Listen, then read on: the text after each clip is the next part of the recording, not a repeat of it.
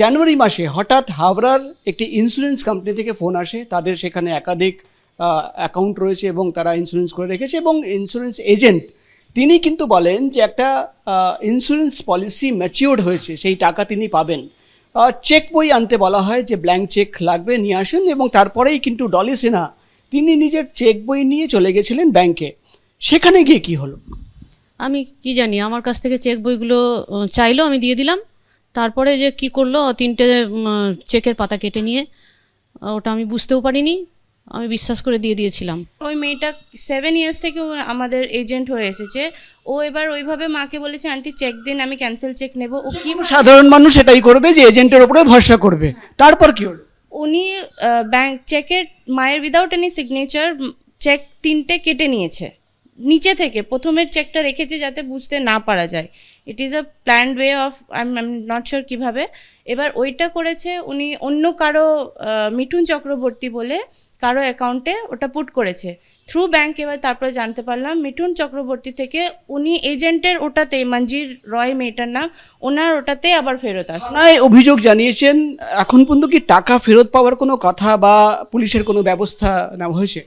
আমরা জানিয়েছি। এবার ওনারা, আমরা যেহেতু এখানে থাকি, আমাদের নিয়ারেস্ট ছিল নাগেরবাজার পুলিশ থানা, তো ওখানে করেছি। তো ওখানে 0 FIR করে হাওড়া ব্রাঞ্চে পাঠিয়ে দিয়েছে। এবার ব্রাঞ্চে এখনও হাওড়ার ওখানে আপাতত তো এখনও পৌঁছয়নি, জানি না কোথায় কি আছে ব্যাপারটা।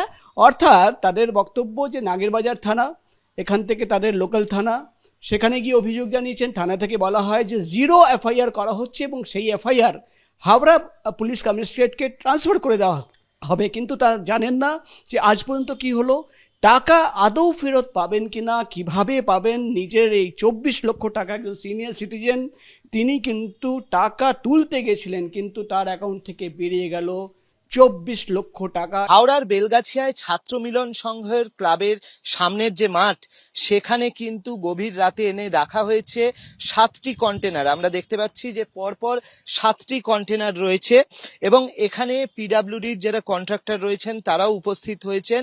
যেমনটি জানা যাচ্ছে, তারা এই কন্টেনারগুলিকে বাসযোগ্য করে তুলবেন। এখানে জানলা তৈরি করা হবে এবং এখানে যাতে মানুষজন থাকতে পারেন এই কন্টেনারের ভিতরে, সেটা তারা তৈরি করবেন। এমনিতে কলকাতাতে যেটা দেখা যায়, বিভিন্ন সাইট অফিস, সেই সাইট অফিসগুলো তৈরি হচ্ছে এরকম কন্টেনারের মধ্যে। এবার এই বেলগাছিয়ার যে ভাগাড়, তার আশপাশে যে সমস্ত মানুষজন থাকেন, তাদের বাড়িঘর ইতিমধ্যেই ভেঙে গিয়েছেন, এবং তাদের যে বাড়িঘর ভেঙে গিয়েছে তাদের পুনর্বাসনের জন্য এই কন্টেনারগুলি আনা হয়েছে।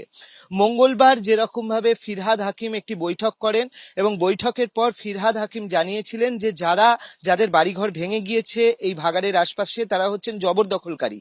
কিন্তু তাদের কথাও সরকার ভাবছে এবং তাদেরকে বিকল্প থাকার ব্যবস্থা করে দেওয়া হবে, এবং সেই কারণে এই কন্টেনার ঘর তাদেরকে তৈরি করে দেওয়া হবে, এবং তারা কন্টেনার ঘরে থাকবেন। এবং 1.5 বছরের মধ্যে বাংলার বাড়ির প্রজেক্ট তৈরি হবে, এবং বাংলার বাড়ির প্রজেক্টে তাদেরকে সেখানে আবার শিফট করে দেওয়া হবে, বা তাদেরকে সেখানে বিকল্প বাসস্থান করে দেওয়া হবে, অর্থাৎ পুনর্বাসন দেওয়া হবে।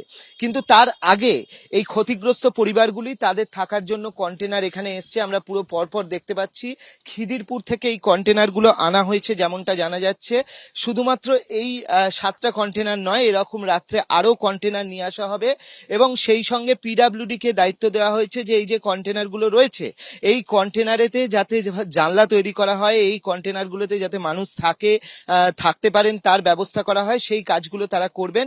এবং ইতিমধ্যে এই কন্টেনারগুলো চলে এসছে, একদম এই মাঠের ওপর রাখা রয়েছে। ক্যামেরায় সুবীর রায়ের সঙ্গে অর্ণব মুখোপাধ্যায়, এবিপি আনন্দ, হাওড়া।